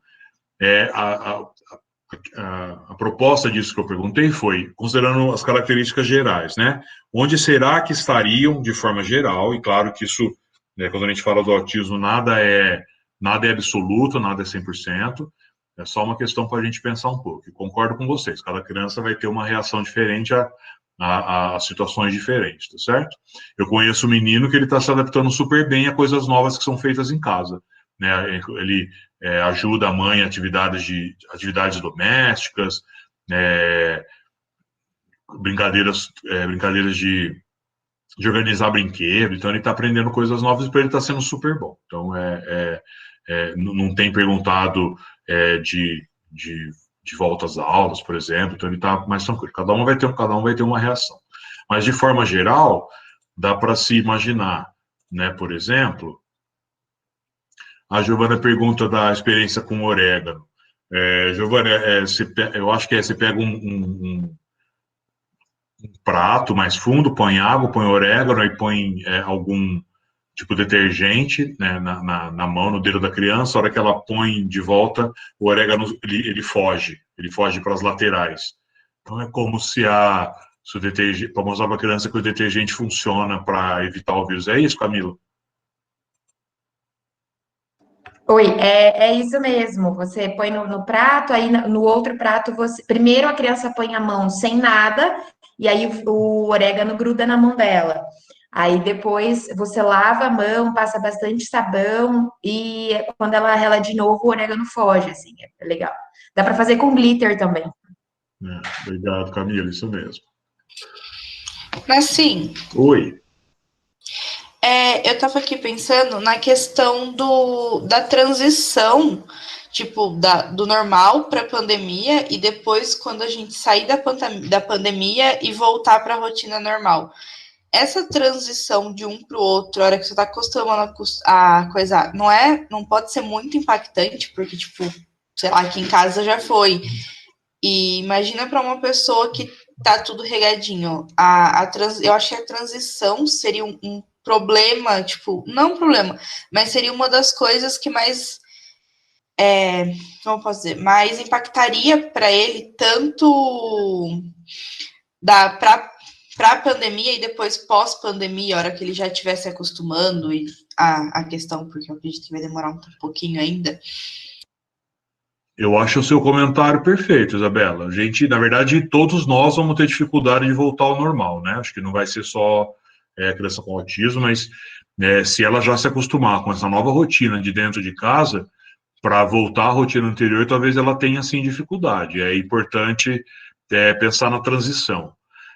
Ainda mais que muitas crianças que, por exemplo, estavam iniciando o ano letivo, aprendendo a ir para a escola, aí de repente isso já é cortado, então elas estavam na fase de aprendizagem da transição, a transição é cortada, é iniciada uma nova rotina, e essa nova rotina é interrompida de novo e volta para a escola. E muito provavelmente, a gente não sabe como isso vai se dar, como que vai ser essa nova rotina, né? Então, eu vejo na televisão escolas de países que já estão voltando e que as crianças têm que ir para a escola de máscara. Então, são várias coisas que a gente vai precisar, as famílias, os terapeutas vão precisar, os professores, enfim, educadores especiais, quem estiver lá na escola, nas instituições, vão ter que pensar nessa transição de forma adequada, sim. Muito bem lembrado. Assim? Oi, Lorena. Tem a Lorena e a Fabiana. A Lorena entrou primeiro. Fá, depois você fala. Eu acho que também uma coisa que, em relação às máscaras, é uma coisa eventual, né? Por exemplo, no momento, você só vai precisar usar se você for sair de casa, né? Em casa, a criança não vai, a pessoa ela não vai ficar usando a máscara em casa, provavelmente, né? Então, é uma coisa eventual. Então, não tem aquele negócio da rotina, né? Todos os dias eu vou acordar de manhã e vou colocar a máscara. Então, eu acho que isso é uma coisa que também foge um pouquinho, né? A máscara não vai ser usada todos os dias em tal horário, não vai ser uma rotina mesmo. Ela vai usar caso ela precise sair de casa, nesse momento falando agora, né? Perfeito, Lorena. E é isso que é importante. Se a criança tiver que sair de casa por algum motivo, sei lá, tem que ir ao médico, qualquer coisa nesse sentido, então ela vai ter que usar máscara. Então, hoje, na nossa sociedade, sair de casa implica em usar máscara. Então, ela tem que aprender. Mas concordo com você, ela não precisa ficar em casa, né, vamos usar a máscara das 8 às 9, mas ela tem que aprender a ficar com a máscara. Então, sim, e a questão da rotina. Então, por exemplo, ela, pensando, vamos supor, ir para a escola, uma criança com TEA que já vai para a escola. Ela sabe que, por exemplo, no dia seguinte ela vai acordar, ela vai ter que ir para a escola de novo, depois ela vai voltar para casa. Esse uso da máscara nesse momento não é assim, não é a rotina fechada, né? Então, não é algo que ela vai fazer assim, ela vai acordar, ela vai pôr a máscara e depois ela vai tirar a tal hora. É uma coisa eventual o uso da máscara. Ela vai usar se ela precisar sair de casa. Isso, mas pensa mais ou menos o que eu quis dizer. Isso, mas pensa que essa criança, ela vai ter, se em algum momento ela tiver que usar máscara, não adianta, hoje, às 2 horas da tarde, eu vou levar ela no médico, então eu vou enfiar uma máscara no rosto dessa criança. Isso pode ser complicado, por questões de sensibilidade, ela não querer ficar. Então, talvez, seja importante, inicialmente, pensar na rotina, pensar no momento em que você vai ensinar a criança a ficar de máscara.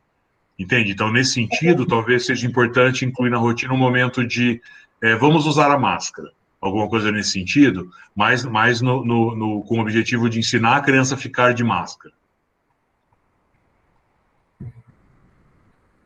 O que você acha? Não, entendi, é isso mesmo. Perfeito. É que eu pensei na questão de ela não precisar, de não ser uma rotina, né? Dela ter que se acostumar, mas é isso aí. Não tinha pensado por esse lado. Ótimo. Obrigada. Eu acho que a Fabiana estava na fila e depois acho que é Carlos.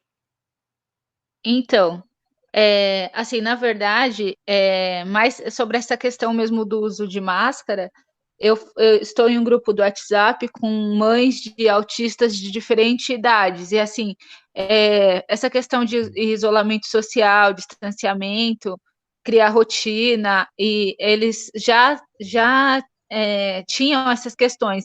O problema maior mesmo que todas elas estavam relatando era sobre o uso da máscara. Só que aí algumas mães começaram a postar, ao invés de colocar a máscara, colocar aqueles protetor facial transparente. E elas fazem com EVA e colocam aquela proteção de rosto, e eles estão aceitando melhor do que o uso da máscara. Você tem ideia de por quê, Fabiana? Então, eu acredito que seja porque o contato não é facial, né? Eles não encostam diretamente porque parece meio que lembra um boné, assim, sabe? A parte que encosta no rosto não fica bem no rosto, fica mais próximo, parece uma tiara, alguma coisa assim. Eu acho que eles não conseguem ter o contato direto, assim. Eu acho Entendi. que pode ser. Talvez o contato na cabeça seja menos incômodo que o contato no nariz, na boca, no queixo, na orelha. Sim. Agora, a questão de lavar as mãos também, elas estão relatando no grupo, algumas delas, que está virando uma estereotipia. Primeiro, eles não gostam de ter que ir lá lavar a mão, e depois eles começam a fazer isso com uma frequência muito grande. Entendi, perfeito. Quer dizer, você pode gerar um outro problema aí, né? Sim. Obrigado, Fá. Acho que o Carlos estava na fila, é isso, Carlos? Isso, professor. Eu estava pensando que o que o professor colocou e os colegas também em relação a ir inserindo a rotina, eu acho que é importante, até porque a gente tem que pensar que nesse momento, em algum momento, a gente vai começar a voltar para a escola, né? As crianças vão começar a voltar para a escola gradualmente, e eu acho que trabalhar isso em casa também é importante para não ser aquela coisa de uma mudança brusca de um momento para o outro, né? Perfeito. Essas questões todas a gente vai. Quando eu digo a gente, é nós, o governo, enfim, o Secretaria de Educação, o Ministério, isso tudo vai ter que ser pensado, né? Não Sim. adianta pensar numa volta à rotina só para crianças típicas, a gente vai ter que pensar em tudo isso para as crianças com autismo ou com outras deficiências. Causar o isolamento social, infelizmente, certamente pode ser prejudicial, porque a criança podia estar aprendendo a interagir de forma melhor e nesse momento tudo é interrompido. Sim. E eu entendo o que você está falando, concordo, acho que coisas para a gente pensar aí. E quando eu coloquei também a questão do lavar as mãos e o uso do álcool gel, também é pensando nessa questão da textura, né? Porque às vezes tem um pouco dessa dificuldade. Tem algumas escolas que talvez pense que seja mais prático usar o álcool gel, por exemplo. Para essa criança pode ser também um sofrimento, né?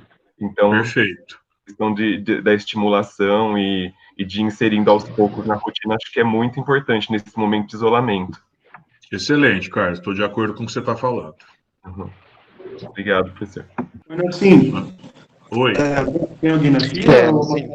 Não sei, eu acho que o Luiz abriu o microfone, mas não sei se ele ia falar. Pode falar, eu falo depois. Sim, estão me ouvindo? Sim. Sim. Dá para ouvir? Tá sim, Luiz, pode falar. Vocês estavam falando dessa questão do uso da máscara, colocar isso como rotina para uma possível volta às aulas, só que a gente vê que as escolas vão começar a tomar outras medidas além das máscaras, né? Assim como outros prédios públicos, vai ter a questão da separação de carteiras, esse espaçamento entre carteiras, a questão da alimentação não vai ser mais em conjunto da maneira que era, a recreação na escola não vai ser da mesma forma.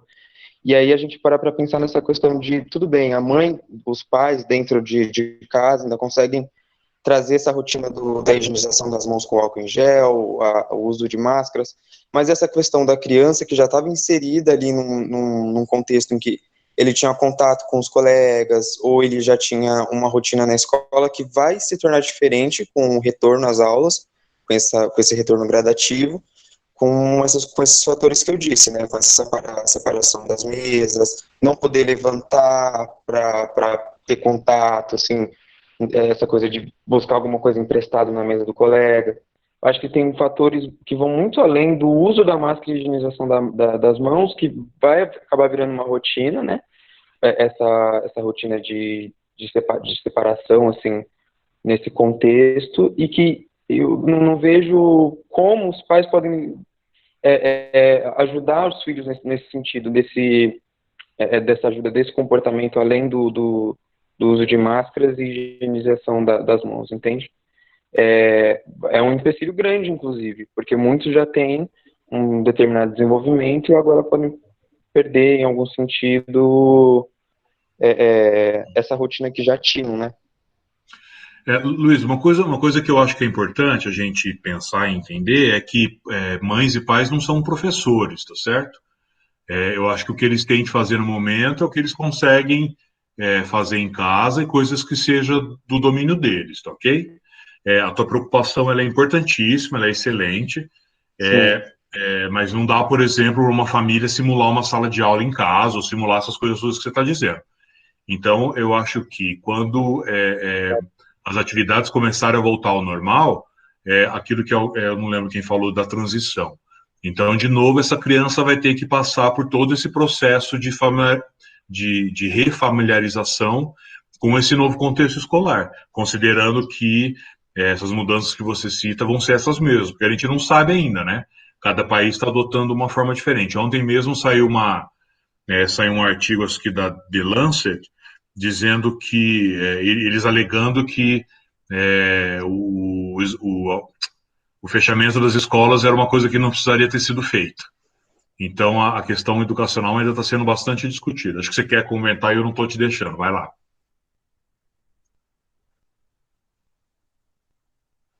Não, o microfone só tá ligado mesmo, tô ouvindo. Tá. Então, eu acho que é isso. Eu acho que quando as aulas voltarem, algumas crianças têm o que se chama de acompanhante, então esse acompanhante vai ter que estar preparado para esse tipo de reintrodução na escola, os professores vão ter que estar preparados para isso. Vai ser um desafio para todos nós, né? Todo mundo vai ter que pensar junto, quem estiver na escola, a família provavelmente vai ter que auxiliar em algum sentido. Infelizmente, a gente não sabe ainda o que vai acontecer, mas eu fico muito feliz de vocês estarem preocupados com isso, né? Muitos de vocês estão nas escolas fazendo estágio, enfim, acho importante. Eu acho que o Pedro estava na fila, Pedro? Isso, não sei se alguém já falou da menor dificuldade, mas eu acredito que, não por uma questão de diagnóstico ou de característica específica do autismo, mas mais por uma questão social, eu acho que o isolamento social, tipo, uma questão de como os pais lidam, no geral, com o transtorno do espectro autista, eu acho que o isolamento social seria uma das menos impactantes, assim, tipo, mais fácil, no geral, de lidar, pelo que eu tenho, assim, de experiência pessoal e de estágio. Eu acho que, no geral, os alunos autistas tendem a já ter uma vida isolada, muito porque os pais acabam não levando a criança para fora de casa, a não ser para a escola, sabe? Porque é difícil, simplesmente porque é difícil. A sociedade não está preparada para uma criança que tem um comportamento meio desviante, assim, da norma. E aí, às vezes, você levar o seu filho para um restaurante, para um outro ambiente, às vezes é um pesadelo. Não só porque, tipo, porque a criança vai achar estranho, aversivo, mas muitas vezes qualquer comportamento que ela fizer, por menor que seja, mas que chame a atenção dos indivíduos, das outras pessoas, todo mundo vai olhar e vai criar uma comoção. Acho que hoje em dia já é um pouco mais leve isso, mas eu sei de quando eu era bem pequeno que isso era muito, assim, um problema pra gente mesmo, quando a gente saía com meu irmão e todo mundo ficava olhando e a gente tinha que encarar de volta e era, tipo, era um esforço mental, assim, mas a gente nunca deixou de sair, né? A gente começou a deixar de sair mais atualmente, assim, porque mudou um pouco a estrutura da família e ficou mais difícil, mas por causa da gente, não por causa do Murilo, né? Perfeito, Pedro. Também, assim, de experiência de estágio, eu sei que muito aluno que eu já acompanhei, os professores já falavam, porque os pais não levam o aluno para sair, o menino só fica em casa, na escola, em casa, na escola. E aí acho que isolamento social seja uma questão que talvez nem seja percebida muito, assim, por muita criança autista, por muito adulto autista. O distanciamento social eu já acho que é outro caso, que esse sim vai muito, tipo, de autista para autista. Tem autista que realmente já é distante das pessoas, não gosta de contato, essas coisas, e tem autista que pula na frente de qualquer um e abraça e adora contato físico, e aí para esses autistas o contato físico, a ausência do contato físico possa ser algo a ser percebido, enquanto para outros talvez passe batido. Imagina na escola, acho que o Luiz deu esse exemplo, né, e no vídeo lá tem também uma criança que levanta da carteira, fica passeando na sala, pegando o material dos coleguinhas. Eu lembro de um menino que a gente tratava que ele Ele adorava essa coisa de beijar e abraçar os coleguinhas, as coleguinhas em sala de aula. Então, esses vão ser comportamentos que vão precisar ser reestabelecidos ou vão ter que ser explicados de outra forma. Vai ter o cuidado vai ser, pelo menos até que se encontre a tal da vacina, alguns cuidados diferenciados vão ser importantes se planejar assim. Gente, eu estou adorando as falas. Muito obrigado aí por quem tem colaborado e compartilhado com a gente. O João, o Carlos, o Luiz postaram coisas interessantes aqui no chat para quem quiser ler. Acho que vale a pena ler. Joia. Vou voltar um pouquinho. Pode fazer uma pergunta? Claro que pode. Vocês estavam conversando sobre essas questões de criar e seguir uma rotina. É uma dúvida porque me foi surgindo essa questão enquanto vocês estavam falando. Essa coisa da criança autista, da pessoa adulta, que seja, gostar de rotina, é mais voltado aos passos que eles tomam ou, sei lá, o horário que eles fazem isso? Porque eu fiquei pensando nessa questão de máscara, por exemplo. Porque se eles forem mais presos a essa questão de horário, se acostumar eles a usar a máscara no horário da aula, por exemplo, ou nos horários que ele, quando poder voltar a estar usando esses espaços sociais, se eles forem acostumados a usar a máscara nesses horários, talvez por conta do horário seja um pouco mais fácil deles se acostumarem com essa nova rotina, ou não faz sentido? Perfeito, João. São duas coisas, então. Porque quando a gente fala de rotina, é isso que você estava falando mesmo. Você pega o dia da criança, na escola, por exemplo, a criança, sei lá, entra às 8, sai ao meio-dia. Então, você planeja tudo que vai acontecer das 8 até o meio-dia, mas informa a criança. A gente vai ver daqui a pouquinho isso, tá? Então, a criança sabe mais ou menos o que vai acontecer e a sequência em que as coisas vão acontecer. Então, isso é uma coisa. A outra coisa é a questão de introduzir na rotina da criança o uso da máscara. Vou dar um exemplo só para tentar fazer um paralelo, né? Então, muitas vezes, quando a criança começa a ir para a escola, ela não vai para a escola turno integral, por exemplo. Ela começa, nas primeiras semanas, ela vai e fica meia hora, 1 hora, depois ela fica 2 horas, até que ela consiga ficar um período inteiro. Então, talvez com a máscara, se a gente estiver pensando daqui a pouco, né, que essa criança vai para a escola, vai ficar lá 3, 4 horas, ou mais às vezes, ela vai ter que ficar esse tempo todo com máscara, então talvez já seja importante a gente começar a tentar fazer com que essa criança fique com essa máscara por esse período longo de tempo. Né? Acho que é mais ou menos isso que você estava colocando.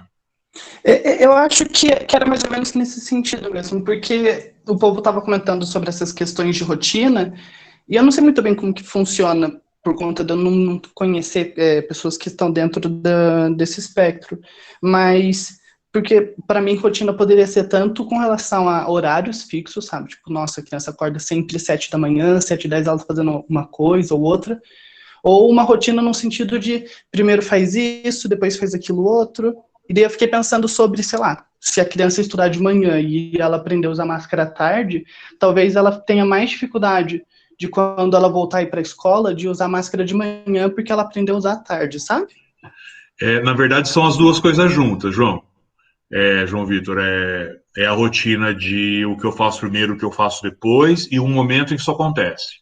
Então, de manhã, ela acorda, faz higiene, toma um café, vai ver televisão, depois vai fazer tarefa acadêmica, sei lá, enfim. Então ela tem a rotina que é a sequência das ações e também o momento em que isso acontece. Isso é importante. Na verdade, é a junção das duas coisas. Ficou mais claro? Ficou, muito obrigado. Joia. Deixa eu ver se tem mais alguma coisa aqui no chat. Acho que está... Nassim, eu posso fazer uma pergunta também? Deixa eu ver.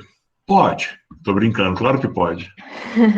É que também tá se falando muito na volta presencial das aulas, só que a gente também sabe que vai ser cada vez mais comum o uso das atividades remotas, né, por computador, essas coisas assim.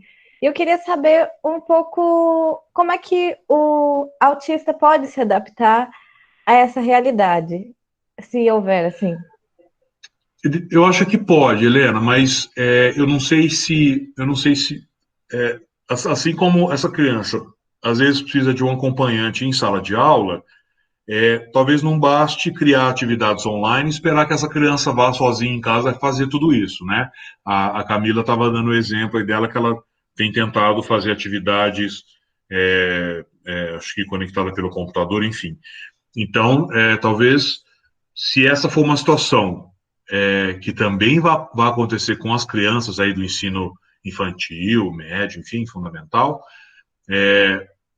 talvez não basta criar as atividades online, mas talvez alguém em casa vai ter que auxiliar essa criança com adolescente com autismo a se organizar, a estudar, a fazer as coisas, enfim. De novo, isso depende muito, como o Pedro e o Léo comentaram anteriormente, vai depender muito do grau do autismo, do nível de linguagem, de comunicação, de leitura escrita, enfim, tudo isso influencia. E aí, nesse sentido, não dá para a gente ter talvez não deva a gente ter um protocolo único para todas as pessoas com autismo. Talvez a gente tenha que pensar em formas diferentes para cada uma. Né? Mas é uma preocupação importante também. Eu entendi, porque eu tinha lido outro dia justamente falar sobre uma terapia do uso de tablets, né, do uso de programas computacionais, justamente para ajudar, né, nessa questão da expressividade do autista, no caso. Existe um monte de software disponível, né, no mercado. Outro dia mesmo eu estava lendo um artigo, dando um parecer, então, a pessoa elencou, eu acho que mais de 30 aplicativos para celular. Alguns são bons, alguns são mais bonitinhos do que funcionais, então não dá para, por enquanto, confiar somente nisso, né? Você ainda precisa enfim, do educador, do psicólogo, enfim, de pessoas que atuem junto com essa criança. Em geral, eles não têm uma independência total como a gente tem, né? Ontem mesmo eu estava vendo essa questão de ter ou não ter o Enem, né, que vocês discutiram até semana passada, de alguns alunos reclamando que nesse momento espera-se que né, adolescentes típicos que vão prestar o Enem sejam autodidatas. Né? Se para a gente que tem um desenvolvimento mais típico e tal, isso é complicado, imagina para quem tem algum tipo de déficit, alguma dificuldade. Então, não é uma transição tão simples assim, né? Concorda? Sim, plenamente. Obrigada. Obrigado a você. Vamos ver, deixa eu ver se aqui tem alguma coisa. Tem gente trocando umas informações aqui. Acho que a Giovana tem uma pergunta. Disse na reportagem em relação ao estereótipo.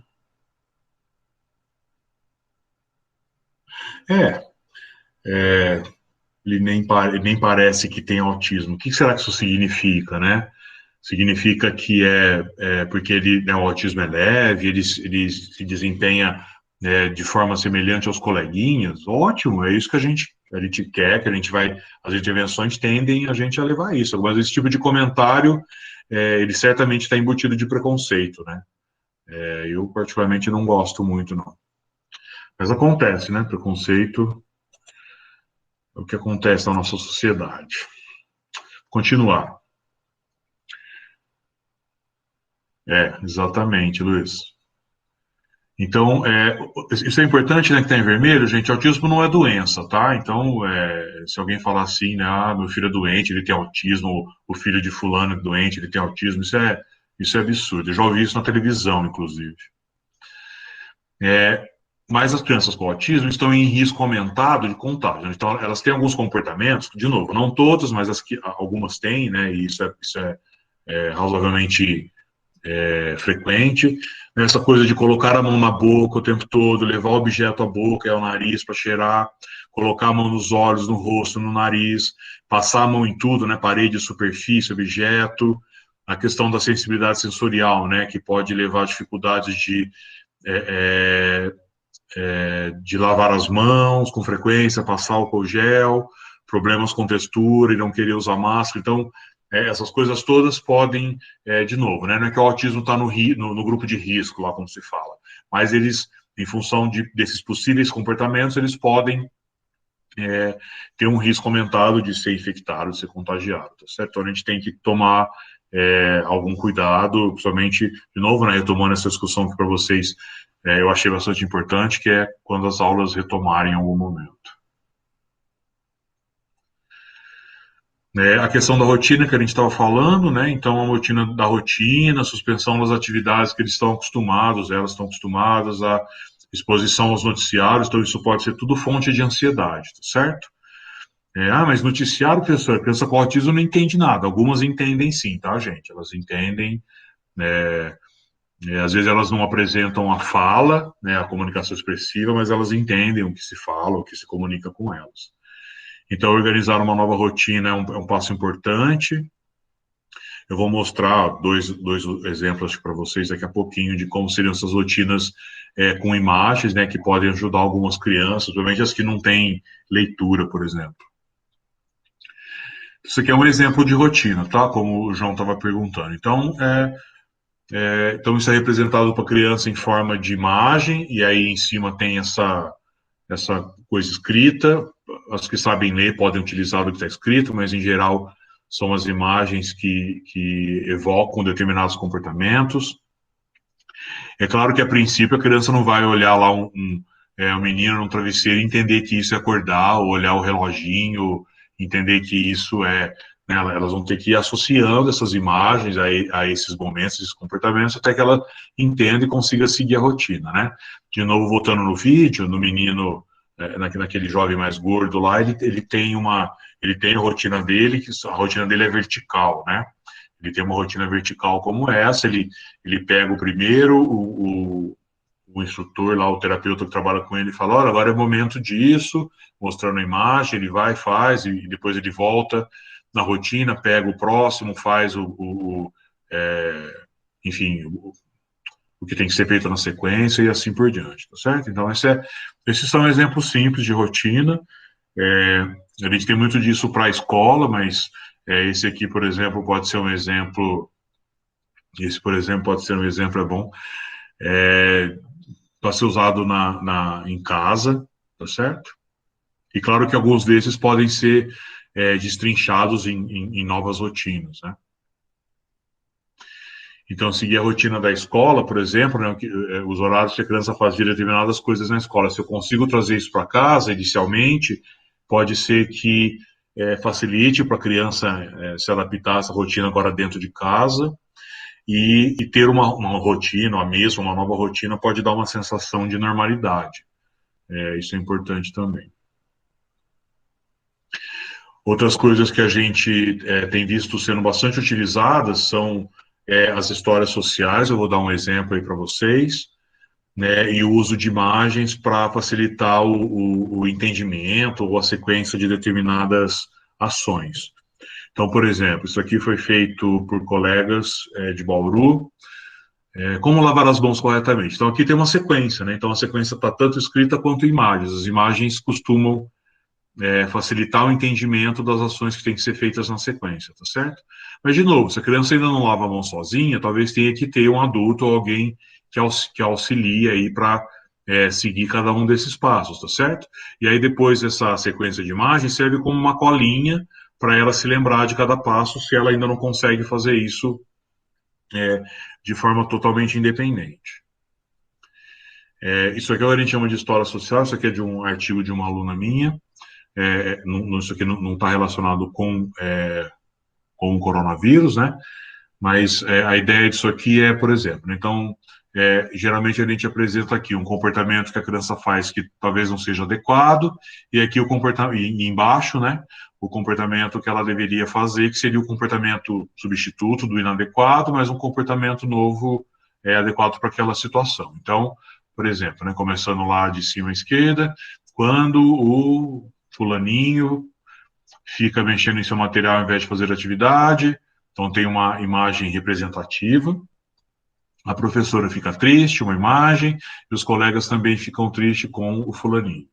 É claro que a criança, não, se ela não lê ainda, eu apresento essa sequência e leio junto com ela, tá certo? Para ela ir associando e entendendo a situação.